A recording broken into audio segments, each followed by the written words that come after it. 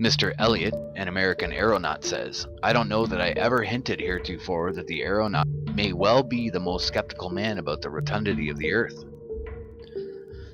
Philosophy forces this truth upon us, but the view of the Earth from the elevation of a balloon is that of an immense terrestrial basin, the deeper part of which is directly under one's feet." Zetetic Astronomy, page 37. In March 1897, I met M. Victor Emmanuel and asked him to give me an idea of the shape of the Earth as seen from a balloon.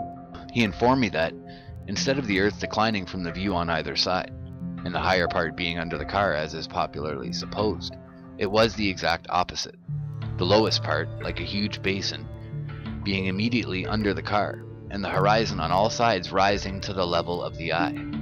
This, he admitted, was exactly what should be the appearance of a plane viewed from a balloon. It is almost needless to say that a globe would present a totally different appearance, the highest part being directly under the car. Contrasts. If the Earth be the globe of popular belief, the same amount of heat and cold, summer and winter should be experienced at the same latitudes north and south of the equator. The same number of plants and animals would be found, and the same general conditions exist. That the very opposite is the case disproves the globular assumption. The great contrast between places at the same latitudes north and south of the equator is a strong argument against the received doctrine of the rotundity of the Earth. From the Geological Journal for November 1893, I extract the following. A Voyage Towards the Antarctic Sea, report by William S. Bruce. On January 12, 1893, we saw what appeared to be high mountainous land and glaciers stretching from about 64 degrees 10 minutes west to about 65 degrees 30 minutes south. This, I believe, may have been the eastern coast of Graham's Land, which has never before been seen, but it would be unwise to me to be too certain, for it must have been 60 miles distant. Meteorology. Periods of fine calm weather alternate with very severe gales, usually accompanied by fog and snow. The barometer never attained 30 inches. The records of air temperature are very remarkable. Our lowest temperature was 20.8 degrees Fahrenheit. Our highest, 37.6 degrees Fahrenheit. Only a difference of 16.8 degrees Fahrenheit in the total range for a period extending slightly over 2 months. Compare this with our climate, where in a single day and night you may get a variation of more than twice that amount. The average temperatures show a still more remarkable uniformity. December averaged 31.14 degrees Fahrenheit for 115 readings.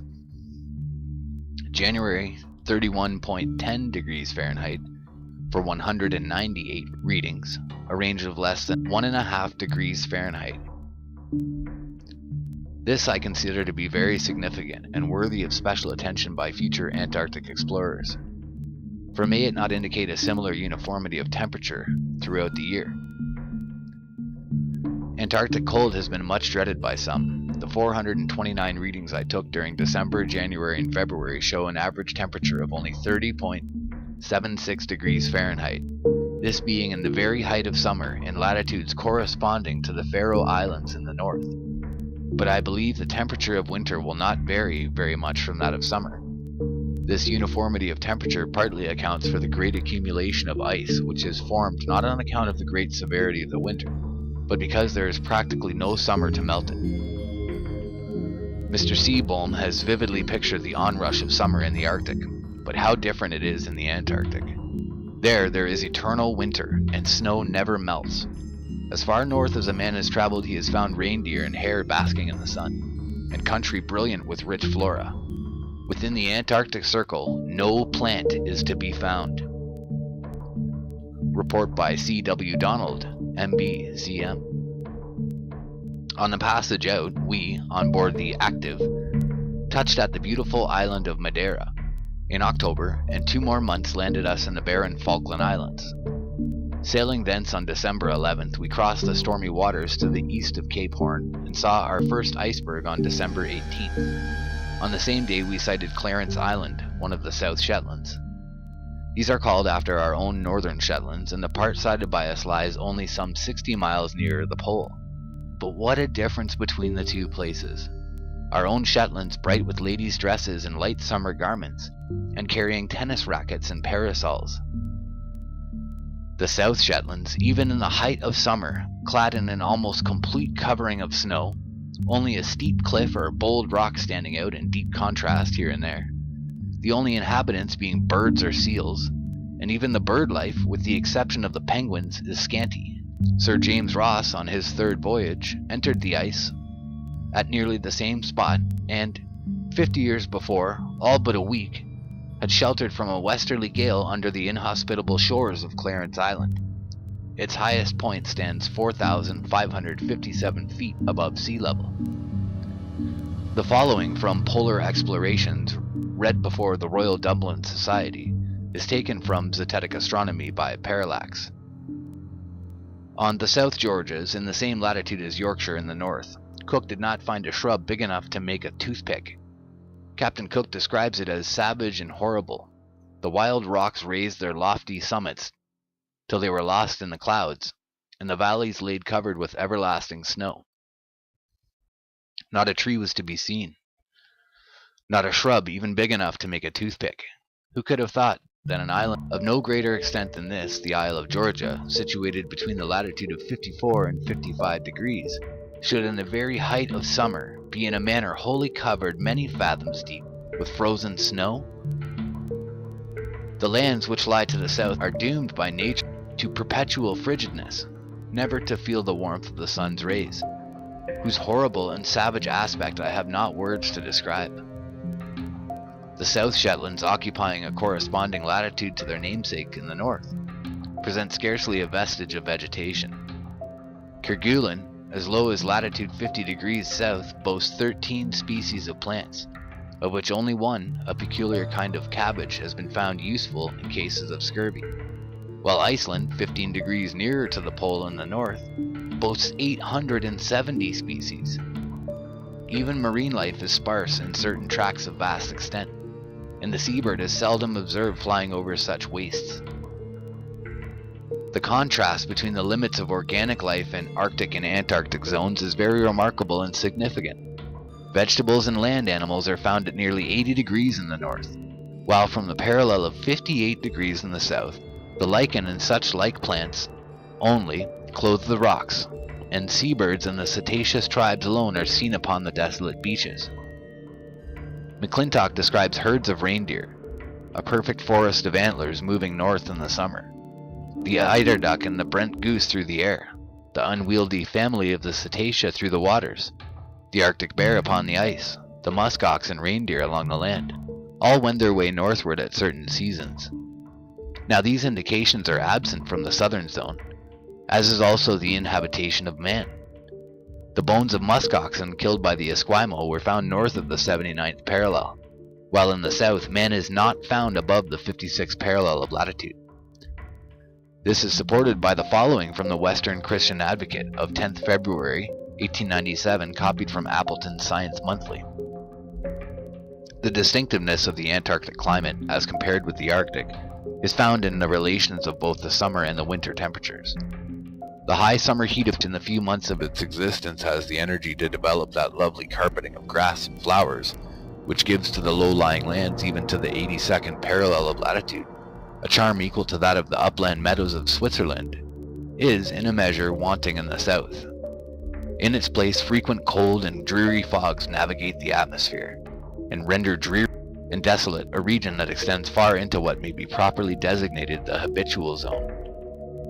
The fields of anemones, poppies, saxifrages, and mountain pinks of dwarf birches and willows are replaced by interminable snow and ice, with only here and there bare patches of rock, to give assurance that something underlies the snow covering.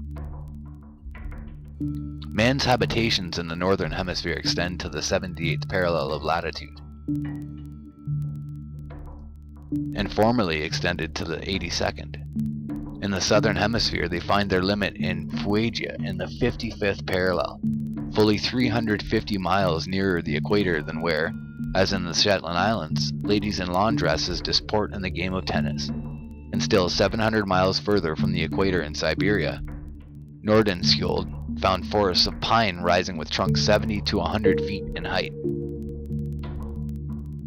Further to this, we note that seasons on the heliocentric model would work and are found to work and be accounted for by the variation of the tilt of the Earth in its yearly cycle as it moves around the sun.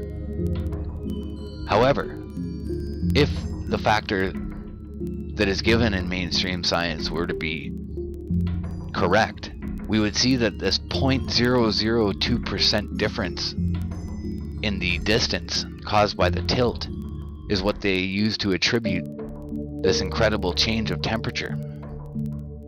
And we also note that if the Earth were spinning at 1,150 miles or kilometers per hour at the equator, and we're spinning around the sun, and we're always at an even pace, that seasons should always be exactly identical, with the same temperatures and the same effects at the same time of the year, every year, year after year, in perpetuity. However, we see that seasons and weather changes every day, and does so in a completely random or seemingly random manner, having nothing to do with warmth moving from southern equatorial regions into the north, or vice versa, from northern cold moving into the southern area. Instead, what we see is vast, drastic changes in the temperatures on Earth. And what we see is that as it's been noted here, that the temperatures of the poles are thoroughly, perfectly regulated and accounted for by the sun's position over the flat Earth, but are completely not accounted for in the heliocentric model, which would have the Earth having to wobble or actually change its tilt drastically many times a year in order to account for this change in seasons. And even with the tilt, it still wouldn't account for it properly or fully.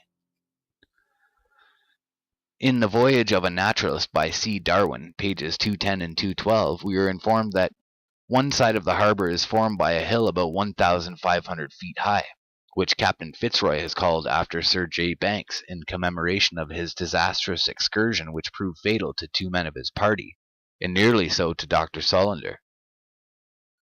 The snowstorm which was the cause of this misfortune happened in the middle of January, corresponding to our July in the latitude of Durham. We were detained here several days by bad weather. The climate is certainly wretched. The summer solstice is now 25th December past, yet every day snow fell on the hills, and in the valleys there was rain accompanied by sleet. It is utterly impossible to shut one's eyes to the fact that these evidences furnish indisputable proof that the figure of the Earth cannot be globular. If it were of that shape, the same conditions would be found at equal latitudes north and south, which we have seen is not the case. Contradictions. The grave contradictions that exist among the recognized teachers of astronomical science ought to cause the thinking man to pause before accepting a theory about which no two of its exponents may be found to agree. Sir Isaac Newton, in his Principia, resuscitated the fundamental proposition of Pythagoras thus: the sun is the center of the solar system and immovable. Since then, Professor Herschel discovered that the sun was not immovable. In regard to the atmosphere of the planet Mars, the same contradiction is manifest. In the Christian Million, San Jose, of 9th August, 1894, we find that Mr. Norman Lockyer has been telling an interviewer that Mars is like us in many respects. It has an atmosphere like ours, he says. The Standard of 18th August, 1894 says, Professor Campbell of the Lick Observatory announces that he has demonstrated that Mars presents no evidence of having an atmosphere. Then Mr. J. Gillespie, in his Triumph of Philosophy, page 89, comes to the rescue and says, as to the planets being inhabited, if we take refraction into account, we shall find that there is not such a thing as atmosphere near them. For instance, in an eclipse of the moon, especially at her apogee, the Earth is brought to a mere point by refraction. caused by the air of the Earth, and were the Moon a little further away from this point, would be brought to nothingness. That is, although the Earth were exactly in a straight line between the Sun and the Moon, the Earth would not even show a spot on the Moon's disk. Now, by this same rule, if either Mercury or Venus had any atmosphere, they could never be seen crossing the Sun's disk. I think this is satisfactory proof that they have no atmosphere and cannot therefore be inhabited.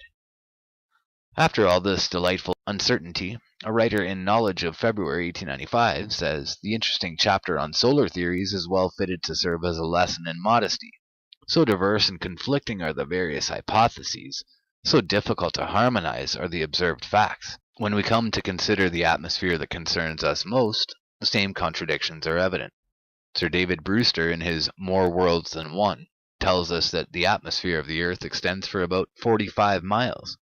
In Science Siftings of 18 March 1893, the following occurs: "We may infer that a few hundred miles embrace all the gaseous envelope of the globe."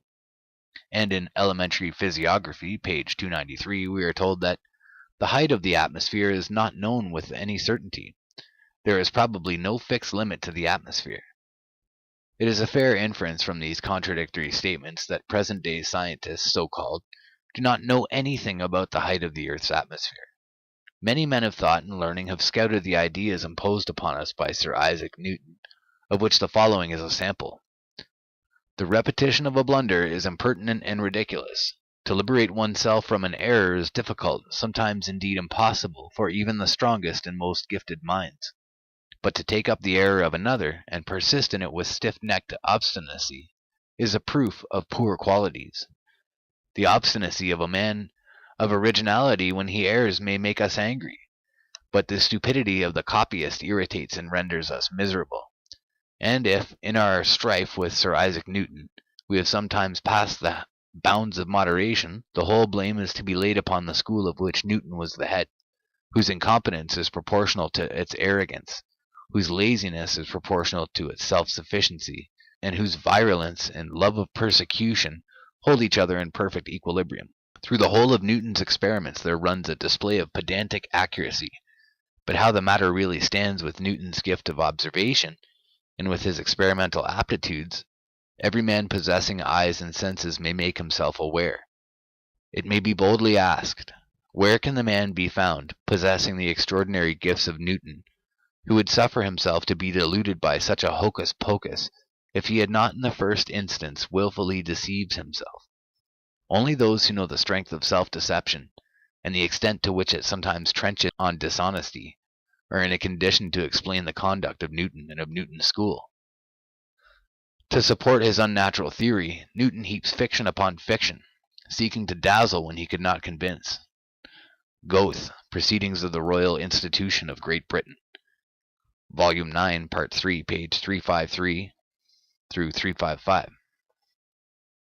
Dr. W. Friend says, "It has over and over again been the hope and expectation of intelligent and unprejudiced men that some less extravagant and more intelligible system would, sooner or later, be found as a substitute for the mathematical romance with which Newton has favored the world.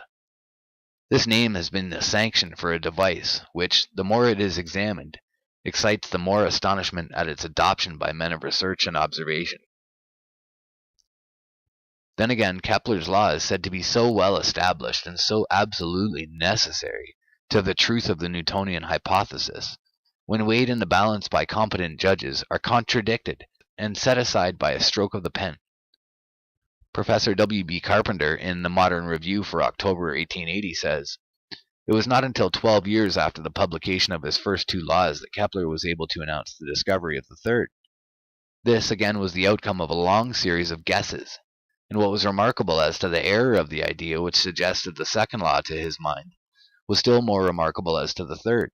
For not only in his search for the harmony of which he felt assured did he proceed on the erroneous notion of a whirling force emanating from the sun, which decreases with increase of distance, but he took as his guide another assumption no less erroneous, viz., that the masses of the planets increase with their distances from the sun. In order to make this last fit with the facts, he was driven to assume a relation of their respective densities, which we now know to be utterly untrue. For, as he himself says, unless we assume this proportion of the densities, the law of the periodic times will not answer. Thus, says his biographer, 3 out of the 4 suppositions made by Kepler to explain the beautiful law he had detected are now indisputably known to be false. What he considered to be the proof of it being only a mode of false reasoning, by which any required result might be deduced from any given principles. Newton's theory and Kepler's laws are the chief foundation of stones of modern astronomy, and when these are shaken, the whole fabric reels and staggers like a drunken man, until sooner or later it will find a grave in the oblivion that it so well merits. The Daily Chronicle of 8th April 1891 says, "It may be a surprise to find that we are still imperfectly acquainted with the figure of the Earth." The Ceylon Independent of 23rd December 1893 has the following: "This question seems to be still agitating the Austrian government, and more than one Austrian man of war that has called here lately has had an officer on board whose special commission was to make observations for the purpose of ascertaining the attraction of the earth in order thereby to arrive at the exact shape of the globe. An officer thus employed is on the Austrian steamer Fasana, who, since the vessel's arrival, has spent a good deal of time at the National Bank, where a room was allotted him for the purpose of adjusting his instruments.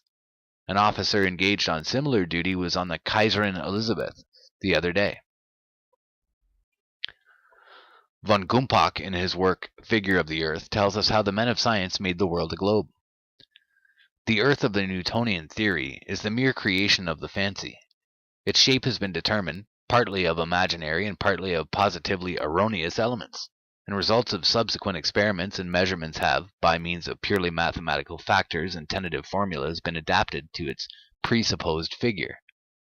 Mr. J. Gillespie, who believes that the earth is a globe suspended in space, with no revolution round the sun, says in his Triumph of Philosophy, page 6, "I can challenge any astronomer in Great Britain on any point in theoretical astronomy, and prove that the present theory is a regular burlesque, a hoax and a swindle.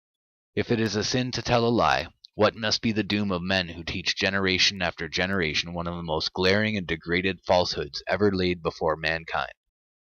Dr. Lardner, in his Museum of Science, says, "All the diurnal changes of appearances presented by the firmament, the risings and settings of the sun, moon, and stars, and their varying appearances in different latitudes, admit of being explained with equal precision and completeness, either by supposing the universe to revolve daily round the earth, or the earth to revolve daily on its axis.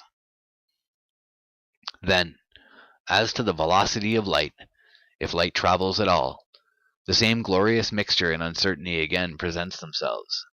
Guillemin, the heavens, conjectures that light travels at the rate of 192,000 miles a second. M. Leon Foucault guesses at 184,000 miles per second. Sir R. Ball at 180,000 miles.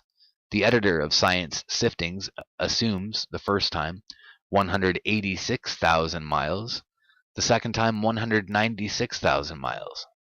This is all contradicted by a writer in the English Mechanic of 27th July, 1894, who says, "I believe no one now holds the view that light actually moves. Most people think that there is only one school of astronomy in vogue, whereas there are at least 4, all at loggerheads with each other.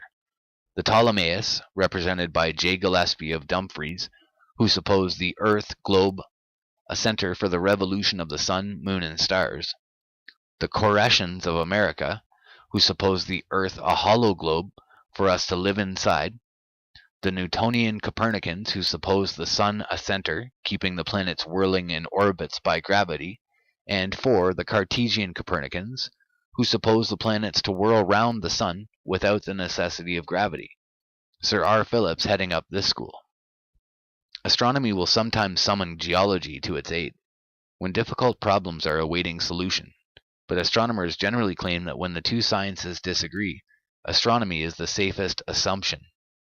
S. Lang, however, in his Modern Science and Modern Thought, claims superiority for geology. On pages 48 and 49 he says, "The conclusions of geology, at any rate up to the Silurian period, are approximate facts and not theories.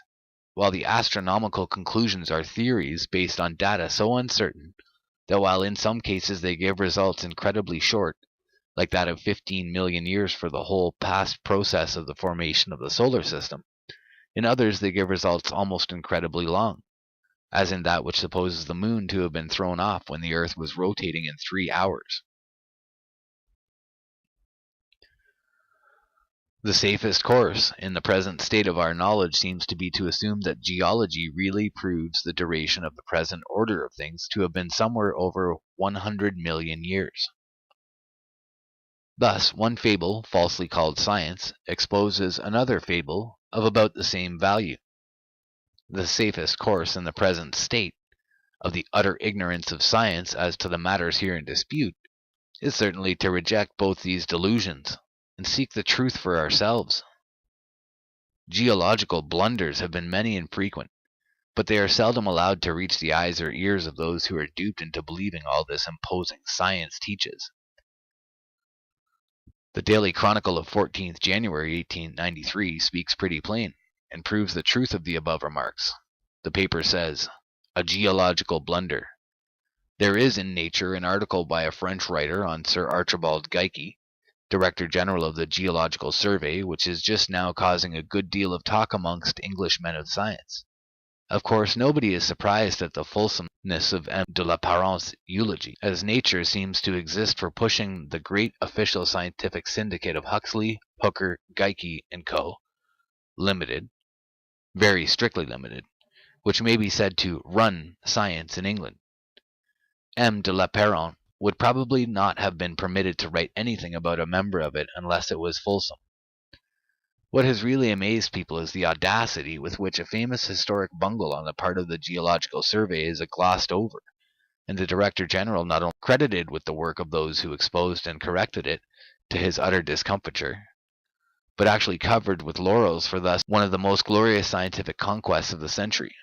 The whole thing is delightfully characteristic of state-endowed science in England.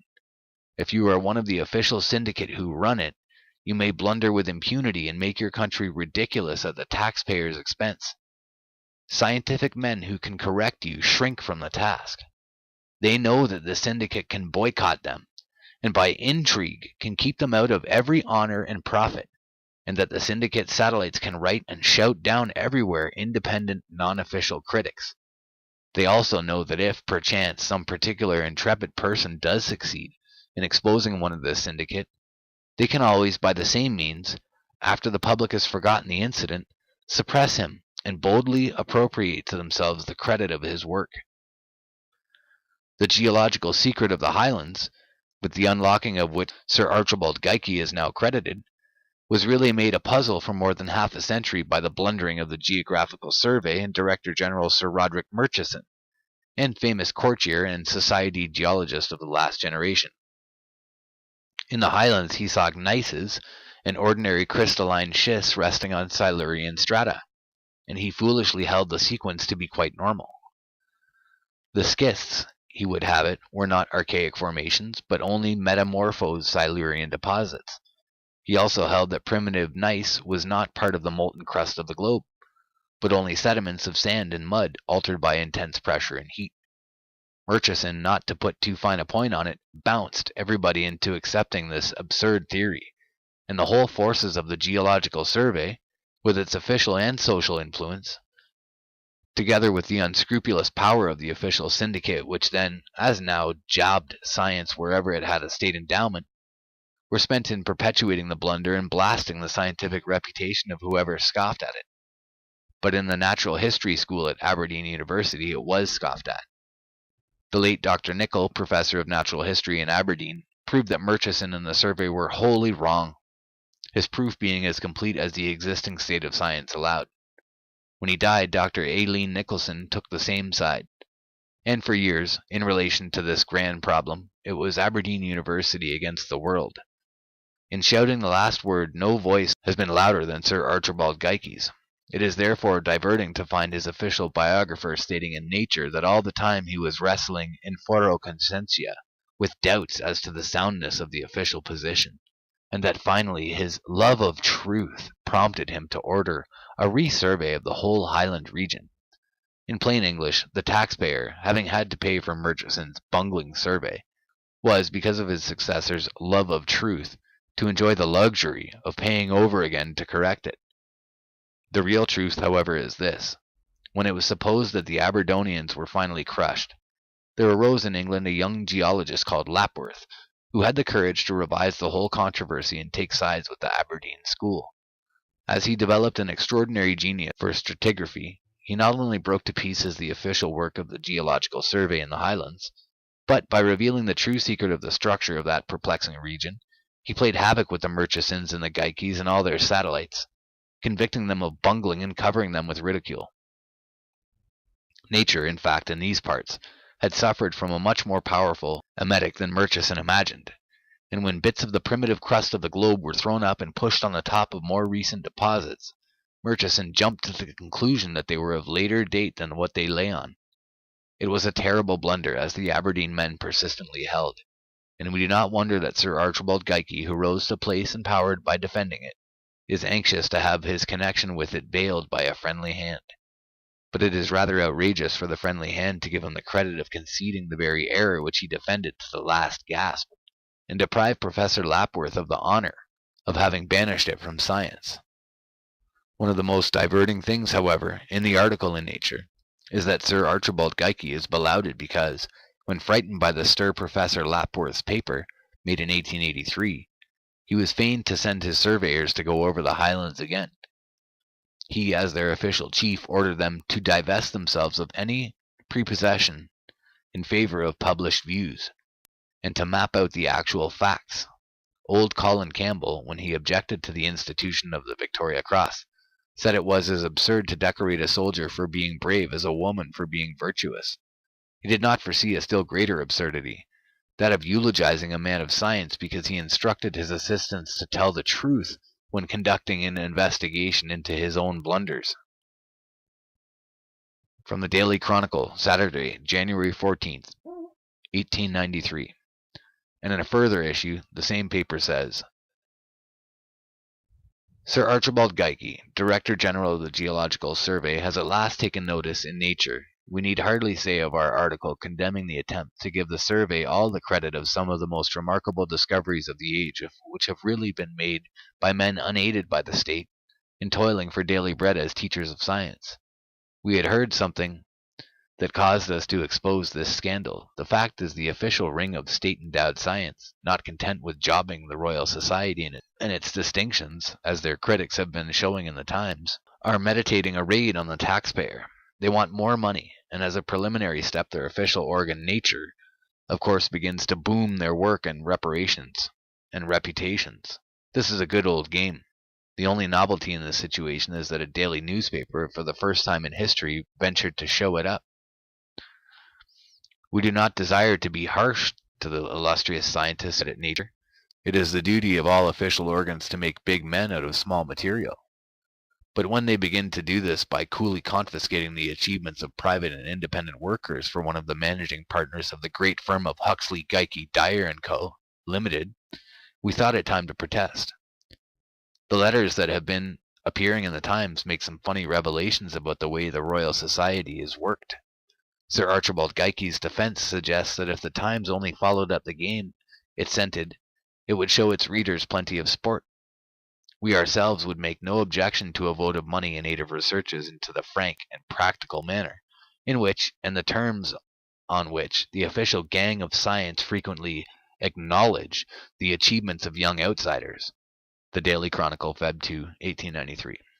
Modern astronomy has been set down as the most exact of all the sciences, and geology said to be little less than infallible. The reader may form his own conclusions from the above extracts.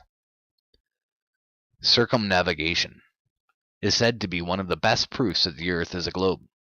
It is often asserted, generally by those who have not the remotest idea of the subject, that ships have sailed round the world on one course, east or west, and come back to the place where they started from.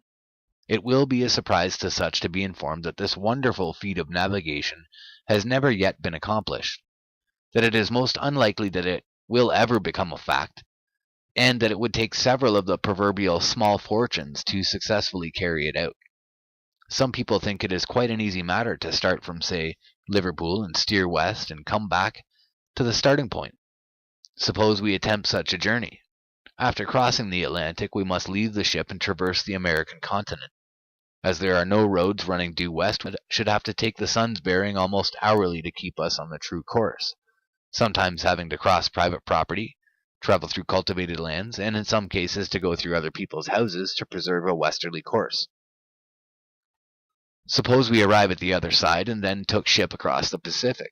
We should again have to travel across the continent, thousands of miles, to get back to the North Sea, and then across it in England we might arrive at Liverpool. If anyone thinks this possible, he ought to try it. If the reader will scan the surface of a school globe, he will at once see that if such a thing should ever be attempted, no reasonable hope of success could be entertained, unless the attempt were made in the extreme south. Suppose a ship to start from Cape Point, latitude 34 south, and steer east. The first land encountered would be Australia. She would then have to go south to clear the land, and so could not return to her starting point on an easterly course, but would have to take many courses to return there. Let the ship start from Cape Horn, in latitude 56 south, and steer west.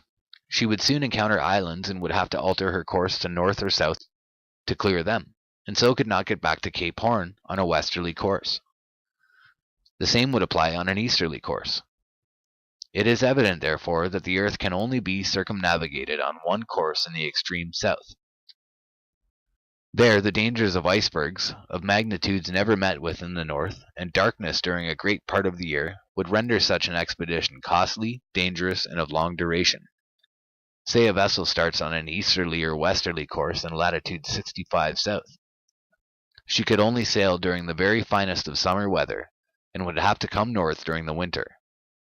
Returning to her last point, she could again start on the course round the world, and continue so long as the fine weather lasted, repeating the process of going north during the dark and winter months.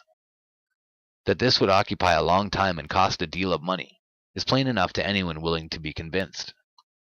For these reasons, I am of opinion that no ship will ever sail round the world on one course and come back to her starting point. And yet some globe is the world. One of the greatest feats of navigation will tell you that it has been done scores of times, and proves in seamanship that man could undertake, and which has never yet been attempted, is spoken of as though it were a matter of almost daily occurrence.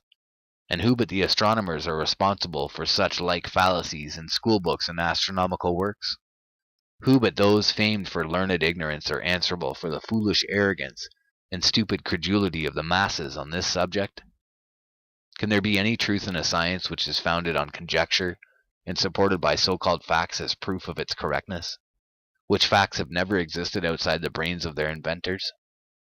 If it were said that a vessel could sail round the world, allowing for deviations for land, ice, and other obstacles in the way of her making one course, so that by making many and various courses she could at length return to her starting point, I would have no quarrel with the propounders of circumnavigation. But if the general statements on the point were reduced and brought within the compass of fact, in language such as the above, the supposed proof of the world's rotundity would be annihilated. In Ever's Navigation, it is stated that a vessel may leave a port, sail round the earth, and come back to her starting point on one course. This I have no hesitation in stating is absolutely false. If otherwise, I should be glad to be informed of the name of the port. The learned are beginning to see through the fallacy of the circumnavigation proof of the world's rotundity, as the following from Elementary Physiography by Professor Richard A. Gregory, F.R.A.S. clearly shows. Quote, "The earth has been circumnavigated a great many times, and it is a common occurrence for a ship to leave England, and by steering westward all the voyage to arrive in England again without retracing an inch of her way. Similarly, we can journey round the globe, sometimes traveling on land, and sometimes on the sea, but eventually returning to the starting point without at all turning back on our course. This would appear to be a certain proof that the earth's surface is curved. Nevertheless, it has been pointed out that circumnavigation would be possible if the earth had a flat surface, with the north magnetic pole at its center. A compass needle would then always point to the center of the surface, and so a ship might sail due east and west, as indicated by the compass, and eventually return to the same point by describing a circle. D. Wilson Barker, R&R, FRSE, remarks in his work on navigation, quote, "The fact that the Earth has been sailed round is not sufficient proof as to its exact shape." After these authoritative statements, we may hope that this so-called proof of the globular shape of the Earth will soon be expunged from the textbooks. This is written in the 1890s. It has yet to be expunged from the textbooks.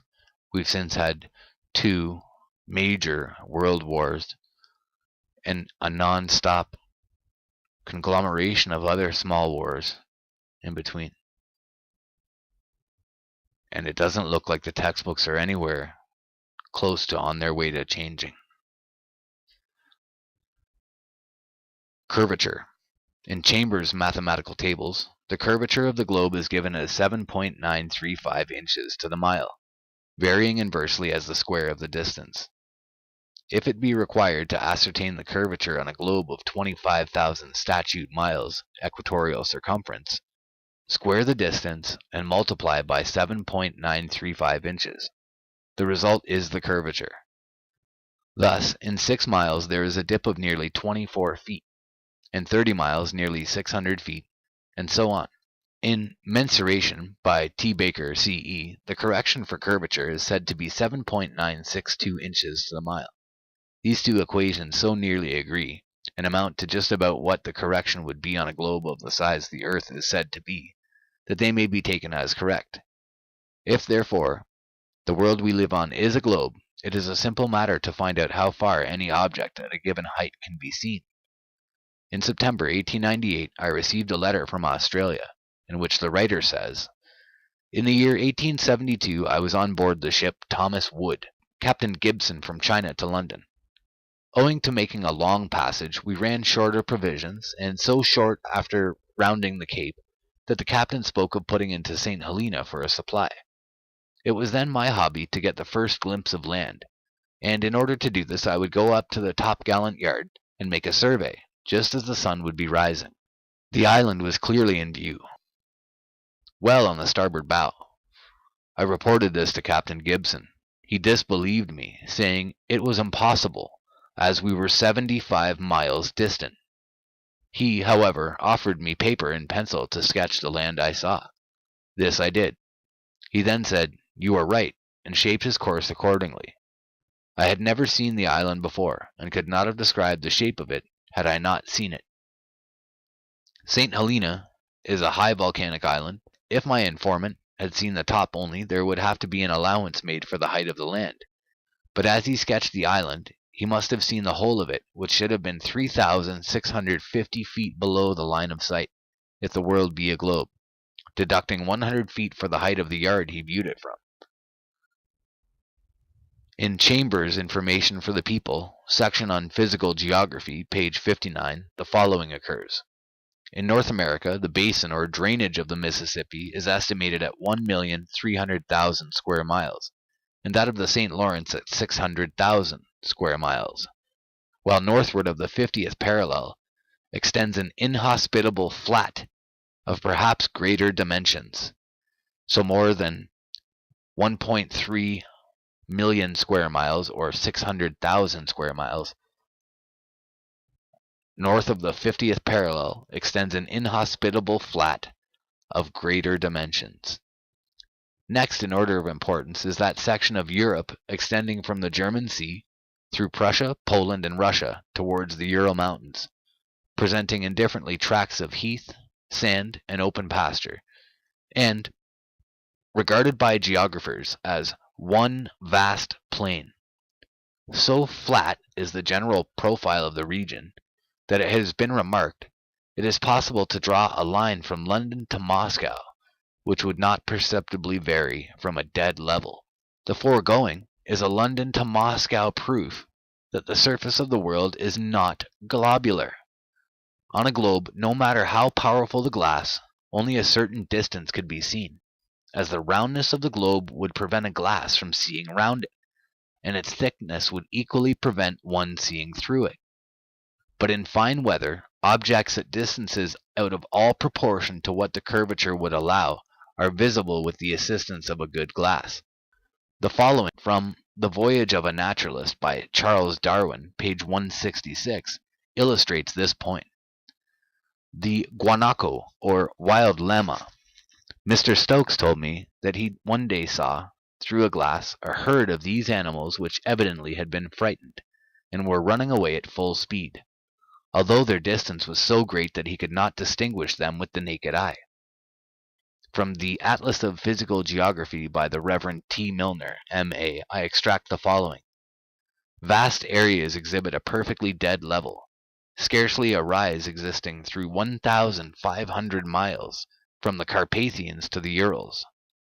South of the Baltic, the country is so flat that a prevailing north wind will drive the waters of the Statiner Half into the mouth of the Oder, and give the river a backward flow 30 or 40 miles. The plains of Venezuela and New Granada, in South America, chiefly on the left of the Orinoco, are termed llanos, or level fields. Often in the space of 270 square miles, the surface does not vary a single foot. The Amazon only falls 12 feet in the last 700 miles of its course. The La Plata has only a descent of 1/33 of an inch a mile. These extracts clearly prove that the surface of the earth is a level surface, and that, therefore, the world is not a globe. And when we come to consider the surface of the world under the sea, we shall find the same uniformity of evidence against the popular view. To 1872, when a British research vessel, HMS Challenger, set out on the first ever mission to map the ocean floor. Throughout most of recorded history, men had just assumed that beyond a certain level the sea was pretty flat, pretty dead, fairly lifeless. They weren't expecting to find anything very interesting. For 4 years, the Challenger crisscrossed the oceans, covering 70,000 miles.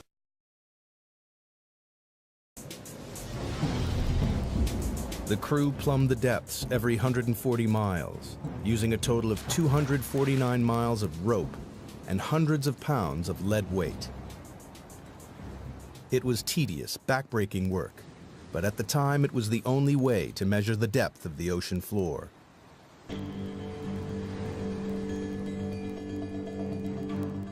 When they got to the Western Pacific, 200 miles off the island of Guam, the crew routinely lowered the rope for a measurement.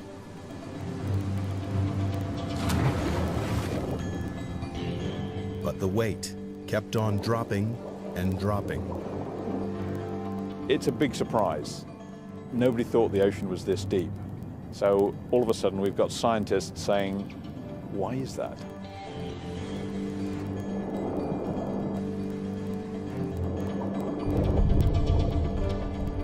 Eventually, the weight struck the bottom at 4,475 fathoms, nearly 5 miles beneath the ocean's surface.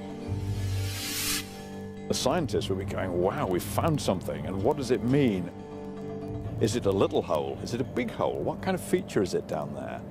There's a whole lot of questions you get when you find this one spectacular reading. The Challenger expedition marked the birth of modern oceanography and provided the first crude map of the ocean floor. It showed how the ocean floor gently slopes away from the land and then plummets thousands of feet into vast flat plains. In Nature and Man by Professor W.B. Carpenter, article The Deep Sea and Its Contents, pages 320 and 321, the writer says, "Nothing seems to have struck the Challenger surveyors more than the extraordinary flatness, except in the neighborhood of land, of that depressed portion of the earth's crust which forms the floor of the great oceanic area." Quote, "Nothing seems to have struck the Challenger surveyors more than the extraordinary flatness of the earth's crust which forms the floor of the great oceanic area.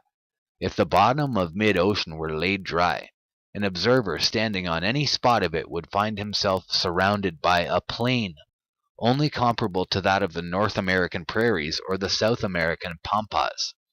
The form of the depressed area which lodges the water of the deep ocean is rather, indeed, to be likened to that of a flat waiter or tea tray, surrounded by an elevated and deeply sloping rim, than to that of the basin with which it is commonly compared.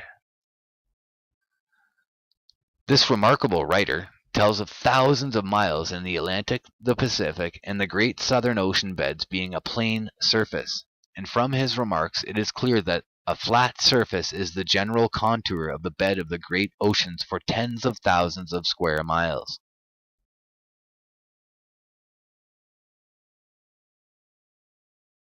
Canals.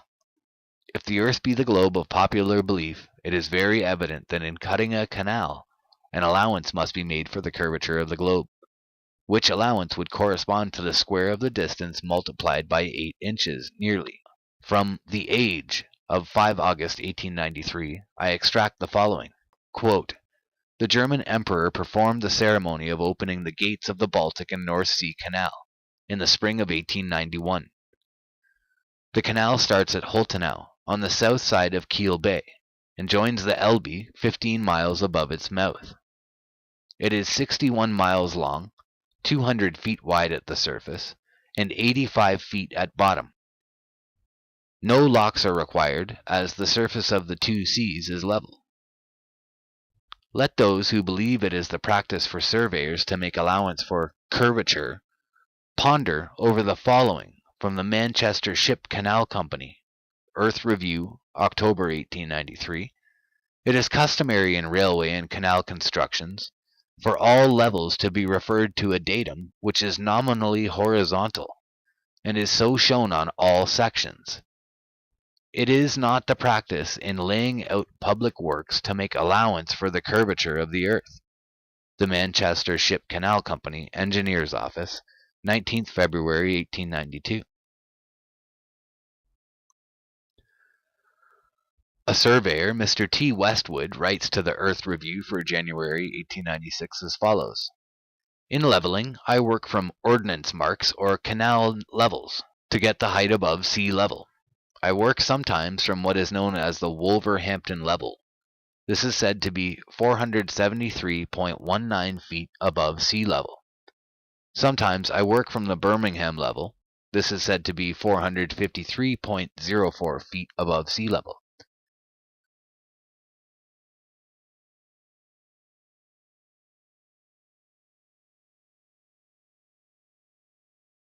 Sometimes I work from the Walsall level. This is said to be 407.89 feet above sea level.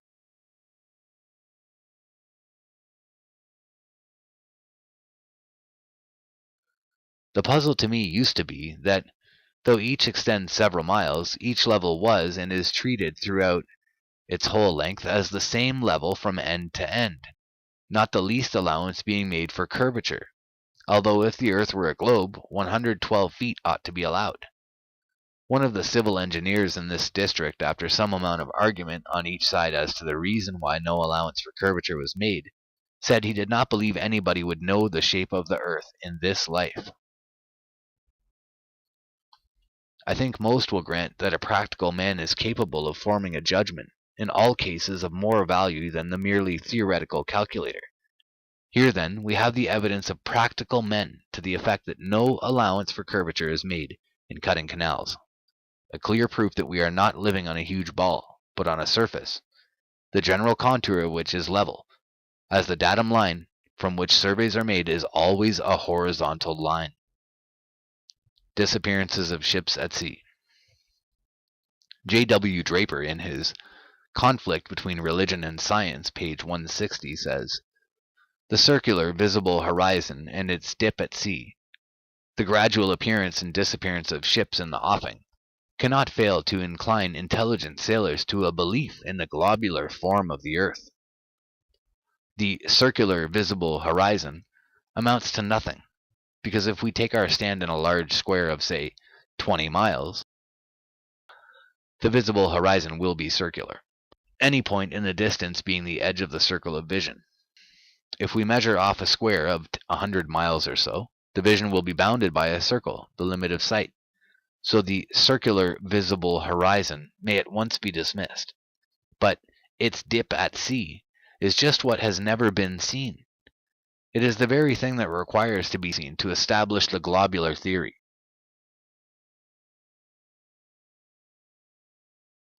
Wherever we look at sea, the water extends in one straight line, as far as the eye can reach. A flat surface is always seen, and ships are seen at distances altogether out of proportion to the allowance to be made for convexity, if the surface were a convex one. When a ship or any other object recedes from the observer on a level surface, the highest part is always seen last by reason of perspective, so that the masts and sails of a receding vessel on a flat surface should be seen long after the hull has become invisible to the naked eye. Besides this law of perspective, the hull of a vessel is generally of a dark color, and often at a very short distance disappears to the naked eye, because it has lost its individuality in the mass of surrounding water, both hull and water being nearly of the same color. It appears to have mingled with the water, and is thus lost to sight. The hull has no background whatever, but the masts and sails have a splendid background against the sky, and stand out to advantage, and are, for this reason also, seen long after the hull has vanished. But that the hull has not gone down behind a hill of water, that it is not because of the globular surface of the water that it is invisible, has been proved by the writer many times. At Cape Town some time ago I made special experiments with a view to arrive at the truth of the matter. On one occasion I watched the schooner Lilla of Cape Town sail away north, bound to Saldanha Bay. Instead of gradually going down the hill of water, the observer always being on the highest part, she appeared to ascend an inclined plane until she reached the level of my eye, perhaps 100 feet above sea level, and then gradually diminished in size. Soon her hull disappeared. It was painted black, and her masts and sails became smaller and smaller every minute. I then applied a binocular to the eye, and saw her hull plainly enough. It remained in sight until the individuality of the vessel's parts were lost in the distance. The iron bark La Quereda of Liverpool sailed out of the Table Bay bound to Australia. I watched her until the hull had completely disappeared, but, on applying the glass, saw it as clearly as possible, and this when the vessel was at least 10 miles away, so that the hill of water in both these instances was imaginary only. In May 1895, I was a passenger on board the USS Goth. In Algoa Bay, I gave a brief lecture on the subject of this work, and had much discussion with some of the passengers, one affirming he could believe all I said, with the exception of the way I accounted for the disappearance of ships at sea.